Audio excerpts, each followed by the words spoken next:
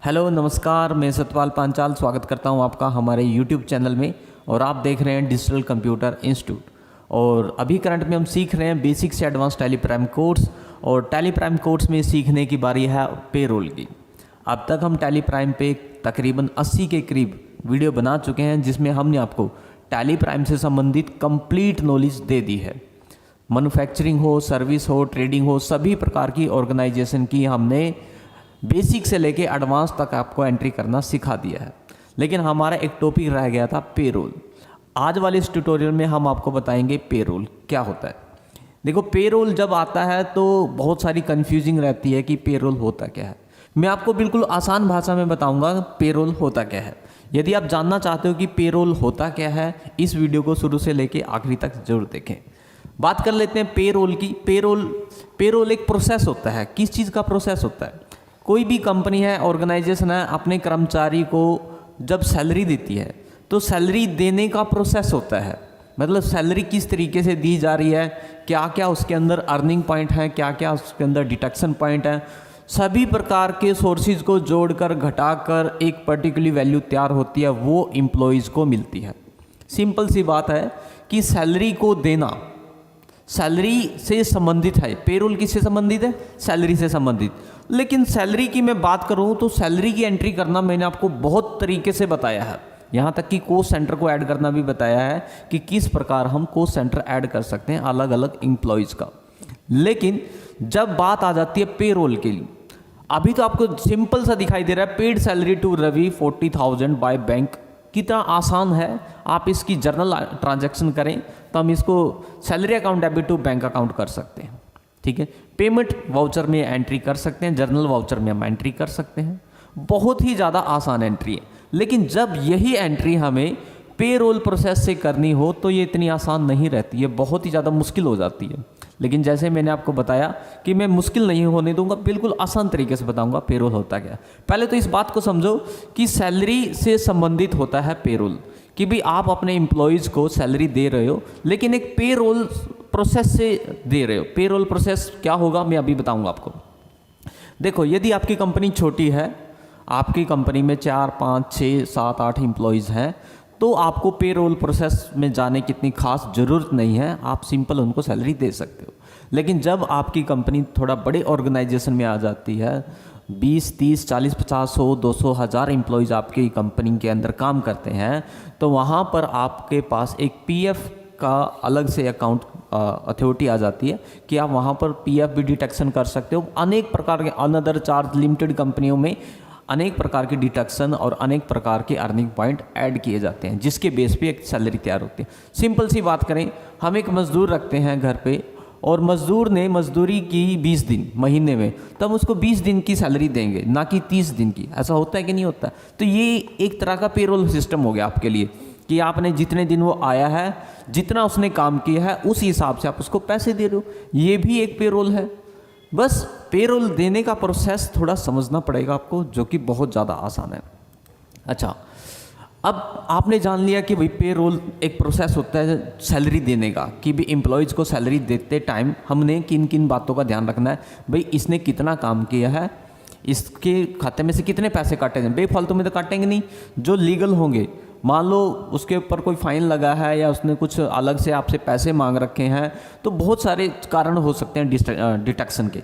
Earning के भी बहुत सारे कारण हो सकते हैं एम्प्लॉयज़ के लिए, और डिडक्शन के भी बहुत सारे कारण हो सकते हैं। लेकिन टैली के अंदर हम कैसे करेंगे? देखो, टैली के अंदर भी ऐसे ही होता है। जब टैली के अंदर हम ट्रांजैक्शन करते हैं तो वहाँ पर भी हमें बहुत सारे डिडक्शन और अर्निंग पॉइंट को ऐड करना पड़ता है या घटाना पड़ता है, जिन्हें हम पे हेड बोलते हैं। क्या बोलते हैं? पे हेड। नाम याद रखना, पे हेड। यदि आपको पे हेड समझ में आ गया, समझ लो आपको आधे से भी ज़्यादा, 50% से भी ज़्यादा आपको पेरोल सिस्टम समझ में आ गया। तो आपको सबसे पहले पे हेड को समझना है। पे हेड होता क्या है? बहुत ही सिंपल है पे हेड। पे हेड क्या होता है? देखो, मेनली 2 ही पे हेड होते हैं। एक आपका अर्निंग फॉर एम्प्लॉय और एक डिडक्शन फॉर एम्प्लॉय।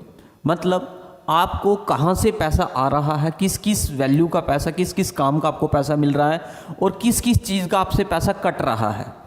ठीक है, होते तो बहुत सारे हैं, जैसे एम्प्लॉयज़ टैक्स रेटी हो गया, ठीक है, एम्प्लॉयर टैक्स रेटी हो गया, ठीक है। एम्प्लॉयज़ अदर चार्ज हो गया, कोई बोनस हो गया आपका, ग्रेजुएटी हो गया आपकी, लोन्स एंड एडवांस हो गया, आपने कोई लोन्स ले रखा है, लेकिन लोन्स और एडवांस आपके डिडक्शन पॉइंट में ही आएंगे। ये सारे जो पॉइंट्स हैं ना नीचे दिए गए हैं, ये अर्निंग पॉइंट और डिडक्शन पॉइंट के ही पार्ट हैं जो आपको यहाँ पर दिखाई दे रहे हैं। ऐसा नहीं है कि यहाँ पर मैंने अलग अलग दिखा दिया, मैं आपको थोड़ा सरल भाषा में बताना चाहूँगा। यहाँ पर देखो, जब आप एक एम्प्लॉय को अपनी कंपनी के अंदर ज्वाइन कराते हो तो उसको एक सैलरी बताते हो, भाई आपकी 20,000 सैलरी है, बेसिक सैलरी, ठीक है। Basic salary, in hand salary, इनमें फ़र्क होता है, ठीक है। बेसिक सैलरी मान लो 20,000 है, उसके अंदर बेसिक सैलरी के अगर आपकी कंपनी आपको डीए देती है, डियरनेस अलाउंस, महंगाई भत्ता अगर आपको अलाउ करती है आपकी कंपनी, आपकी संस्था, तो वो आपकी अर्निंग पॉइंट हो जाएगा, वो आपके सैलरी के अंदर जोड़ा जाएगा। अर्निंग पॉइंट मतलब जिन जिन अलाउंसेंस से आपको पैसा मिल रहा है, ऐसे भत्ते, ऐसी सर्विसेज जो आपको कंपनी दे रही है, ले भाई आपकी बेसिक सैलरी से आपको इतना और मिलेगा। सपोज करो 20,000 सैलरी में आपने एम्प्लॉयज़ को ज्वाइन कराया, उसके बाद 1,000 आपने महंगाई भत्ता दिया उसको, 1,000 आपने रेंट अलाउंसेंस दिया, 1,000 आपने ट्रैवलिंग अलाउंसेंस दिया, कोई और भी XYZ अलाउंसेंस है, टोटल अलाउंसेंस उसको 5,000 एक्स्ट्रा मिल रहे हैं। तो 20,000 उसकी सैलरी थी, अलाउंसेंस मिला के 25,000 बन गई उसकी। लेकिन उसके बाद और भी बहुत सारी बातें होती हैं, जैसे अटेंडेंस पॉइंट आ जाता है। अटेंडेंस की उसने पूरी अटेंडेंस पे काम किया है कि नहीं किया, अगर उसने छुट्टी ली है तो वो काट ली जाएगी, अगर उसने आवर टाइम लगाया है तो वो और प्लस हो जाएगा। तो अर्निंग पॉइंट बहुत सारे होते हैं, ठीक उसी प्रकार डिडक्शन पॉइंट भी बहुत सारे होते हैं। फॉर एग्जांपल, आपका पीएफ आपकी सैलरी में से काट लिया जाता है, ठीक है। कुछ हिस्सा मैं आपको आगे बताऊंगा कि पीएफ किस हिसाब से कटता है। तो आपका प्रोविडेंट फंड जो है आपकी सैलरी में से काट लिया जाता है, तो ये आपका हो गया डिडक्शन पॉइंट। ठीक उसी प्रकार अगर आपने इंश्योरेंस ले रखा है तो आपकी बेसिक सैलरी में से वो घटा दिया जाता है, ठीक है। उसी प्रकार अगर आपने कोई एडवांस ले रखा है या आपने कोई लोन ले रखा है, ठीक है, कंपनी से ही लोन ले रखा है या एडवांस ले रखा है, तो लोन का क्या होता है, किस्त बन जाती है। और एडवांस में क्या होता है कि भाई मैं इतने इतने पैसे मेरे काट लेना, दोनों का प्रोसीजर एक ही रहता है, बस लोन का प्रोसीजर थोड़ा लंबा रहता है। तो वो आपका डिडक्शन पॉइंट हो गया। और भी बहुत सारे डिडक्शन पॉइंट होते हैं, मान लो आपने छुट्टी ज़्यादा मार ली तो ये भी आपके डिडक्शन पॉइंट में आ जाएगा। अर्निंग पॉइंट और डिडक्शन पॉइंट को आपको समझना है, जिन्हें हम पे हेड बोलते हैं। देखो, पे हेड बहुत प्रकार के होते हैं, लेकिन जरूरी नहीं है सारे पे हेड आपकी कंपनी में लागू हों। आपकी कंपनी कौन से अलाउंसेंस अलो करती है, आपकी कंपनी कौन से चार्ज करती है आपसे, आपकी कंपनी जो है XYZ और कोई XYZ फंड्स हो सकते हैं वो आपको दे रही है, ले रही है आपसे, तो इन सब मतलब हर एक कंपनी में थोड़ा थोड़ा सा फर्क पड़ जाता है, लेकिन इन्हें ही हम पे हेड बोलते हैं। पे हेड को क्रिएट करना होता है, पे हेड को क्रिएट करने के बाद फिर हमारी सैलरी जो है तैयार होती है। बिल्कुल आसान है। पहले बेसिक सैलरी को देखना है आपने, उसके बाद जितने भी अर्निंग पे हेड है उनको देखना, वो जोड़ देने हैं, फिर भी जितने डिडक्शन पे हेड हैं उनको घटा देना है। उसके बाद जो सैलरी मिलेगी वो उसकी इन हैंड सैलरी होगी। अभी थोड़ी देर पहले मैंने आपको बताया कि एक एम्प्लॉयज़ की सैलरी 20,000 है, सारे अलाउंसेंस मिला के, सारे अर्निंग पॉइंट मिला के उसकी 5,000 रुपये एक्स्ट्रा मिल रहे हैं, तो 25,000 बन गए। लेकिन डिडक्शन मिला के मान लो 4,000 रुपये उसके डिडक्शन में जा रहे हैं, ठीक है, तो वो 25,000 में से 4,000 माइनस कर देंगे तो कितने बच गए, 21,000। तो 21,000 उसकी इन हैंड सैलरी होगी। लेकिन इनका जब टैली प्राइम के अंदर हम एंट्री करेंगे वो थोड़ा सा आपको परेशान कर सकती है, लेकिन परेशान नहीं होना है आपने सबसे पहले पे हेड को समझना है। इसलिए मैंने पहले आपको डायरेक्टली टैली प्राइम पे नहीं समझाया, पहले मैं आपको बाय थ्योरी समझा रहा हूँ कि पे हेड होता क्या है, ठीक है। अभी आपने देख लिया कि पे हेड, अर्निंग पॉइंट और डिडक्शन पॉइंट को पे हेड बोलते हैं। आगे मैं आपको डिटेल में बताऊंगा कि अर्निंग पॉइंट और कौन कौन से होते हैं, डिडक्शन पॉइंट कौन कौन से होते हैं, पीएफ को किस प्रकार काटा जाता है, ये बहुत सारे चार्जेस होते हैं।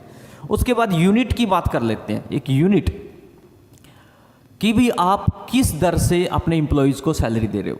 जिस प्रकार हम कोई सामान खरीदते थे, याद हो आपको, तो हम यूनिट तैयार करते थे उसकी, किलो में, लीटर में या पीसीज में, नंबर्स में, ठीक है। ठीक उसी प्रकार आप अपने एम्प्लॉयज़ को सैलरी दे रहे हो, वीकली दे रहे हो, मंथली दे रहे हो, या घंटे के हिसाब से दे रहे हो, या मिनट के हिसाब से दे रहे हो, किस हिसाब से आप अपने एम्प्लॉयज़ को सैलरी दे रहे हो, ठीक है। सपोज करो आवर टाइम है, वो तो आपको घंटे के हिसाब से देना पड़ेगा ना।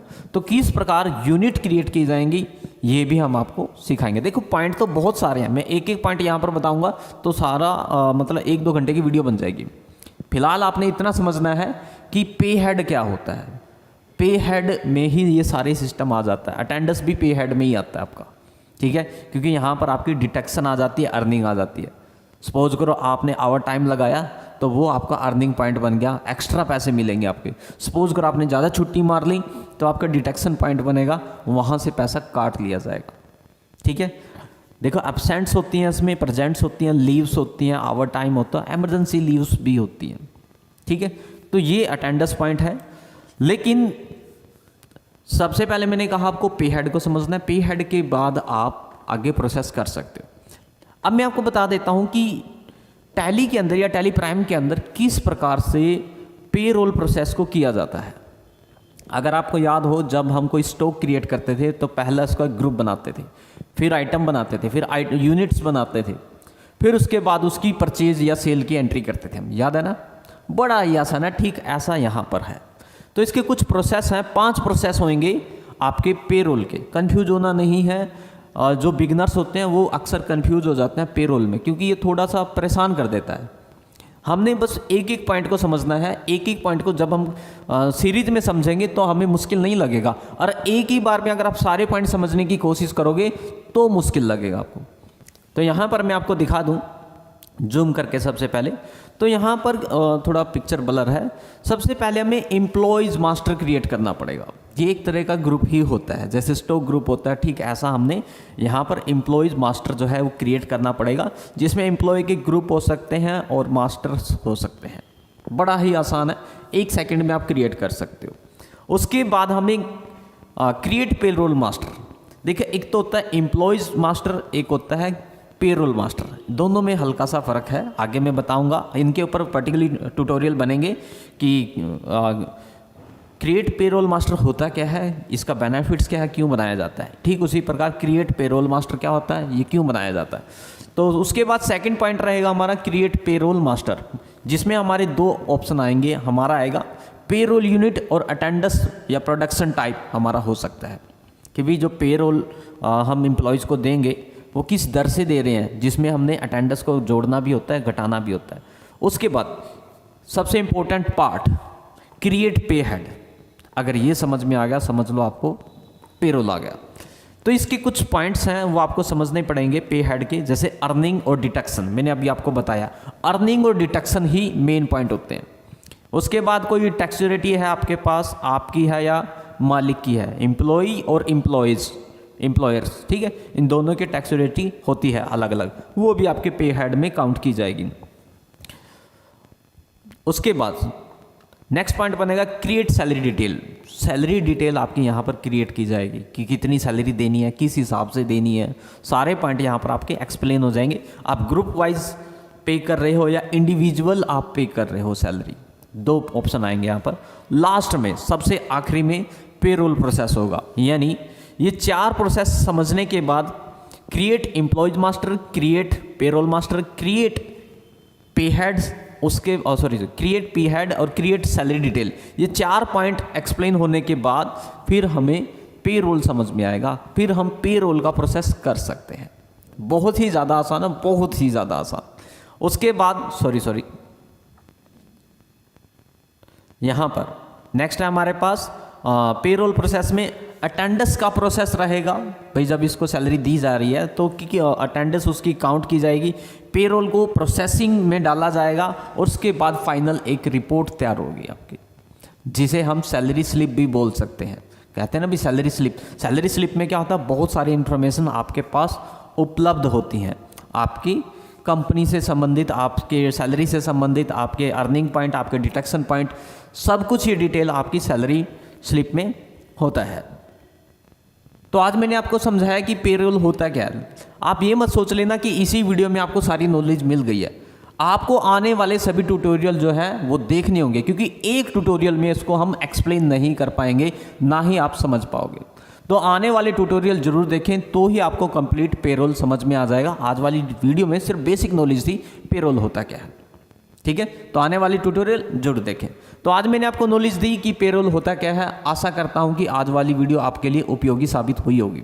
यदि आज वाली वीडियो आपको अच्छी लगी है तो वीडियो को लाइक करें, हो सके तो चैनल को भी सब्सक्राइब करें। आज की वीडियो में इतना ही, मिलते हैं किसी और वीडियो में। थैंक यू, धन्यवाद।